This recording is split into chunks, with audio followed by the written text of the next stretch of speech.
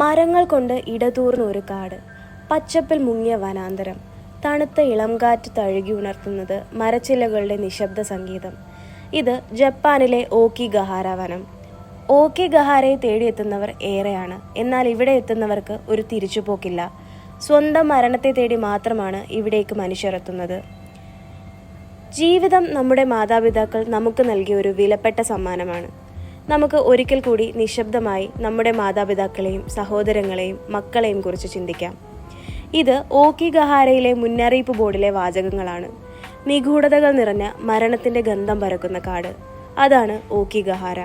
ജപ്പാനിലെ മൗണ്ട് ഫിജിയുടെ വടക്കായി ഹോൻഷു ദ്വീപിലാണ് ഓക്കിഗഹാര സ്ഥിതി ചെയ്യുന്നത്. 14 ചതുരശ്ര മൈൽ വിസ്തീർണമുള്ള ഇടതൂർന്ന വനത്തിന് 1000 വർഷത്തിലേറെ പഴക്കമുണ്ട്. വർഷങ്ങൾക്ക് മുൻപ് ഇതൊരു വിശുദ്ധ ഷിൻഡോ വനമായിരുന്നു. എന്നാൽ ഇന്ന് വനത്തിന് മറ്റൊരു പേരുണ്ട്, സൂയിസൈഡ് ഫോറസ്റ്റ്. 2ാം ലോക മഹായുദ്ധാനന്തരം ജപ്പാനിൽ കടുത്ത സാമ്പത്തിക പോരാട്ടങ്ങളും സാംസ്കാരിക മാറ്റങ്ങളും നേരിട്ടപ്പോഴാണ് ആത്മഹത്യയുമായുള്ള വനത്തിന്റെ ബന്ധം തുടങ്ങുന്നത്.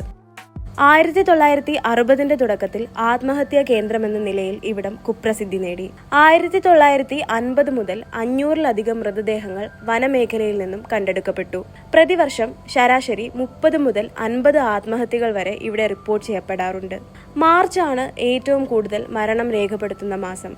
2023നും 2024നും ഇടയിൽ 100ഓളം ശവശരീരങ്ങൾ ഓക്കിഗഹാരയിൽ നിന്നും കണ്ടെടുത്തിട്ടുണ്ട്. ഇങ്ങനെ വർഷം തോറും നിരവധി മനുഷ്യരാണ് ഓക്കിഗഹാരയിലേക്ക് ജീവിതത്തിന്റെ അവസാന യാത്ര തിരിക്കുന്നത്. ജപ്പാൻ സർക്കാർ തന്നെ മുൻകൈയെടുത്ത് ഇവിടെ ആത്മഹത്യ ചെയ്യുന്നത് തടയുന്നതിനായി ഏതാനും ഉദ്യോഗസ്ഥരെ നിയോഗിച്ചിരുന്നു.